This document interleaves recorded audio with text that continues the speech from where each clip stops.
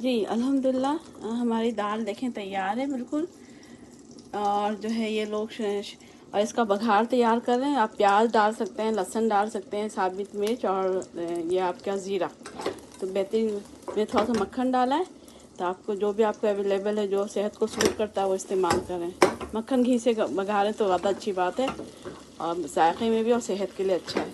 ठीक है, तो ये है लहसुन ज़ीरा और उसका बघार लगा रही है। दाल हमारी तैयार है। ठीक है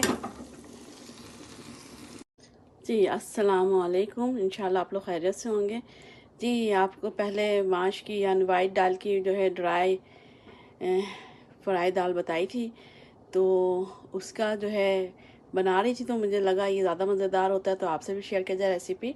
बस इसी तरह जैसे दाल को धो के भिगो लें और उसको गला लें खुले पानी में। फिर उसके बाद उसमें जो है जो मसाले हैं, हल्दी मिर्च आपका अदरक लहसुन, थोड़ी सी प्याज डाल दें, नमक डाल दें और पका लें।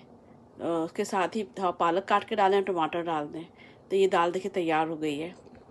तो बहुत मज़ेदार होती है ये, मतलब अच्छी लगती है।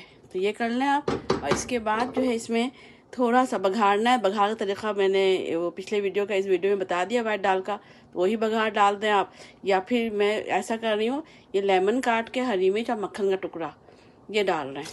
ठीक है, और इसको थोड़ा देर दम पे रखें और मज़े से रोटी के साथ, नान के साथ, चावल के साथ बहुत टेस्टी लगती है। मैंने बघारा नहीं है, बघार पहले बता दिया है, तो आप भी बघार लें। इंशाल्लाह अपना ख्याल रखें, दुआ में सबको याद रखें। फिर इंशाल्लाह मुलाकात होती है। अल्लाह हमें हिदायत से आसानी दे, आसानी बांटने वाला बना। अस्सलाम वालेकुम। कुल तैयार होके बताया कि दाल कई दफ़ा रेसिपी बता दी है, तो इस तरह मैंने दोबारा बता दिया। ठीक है, अस्सलाम वालेकुम।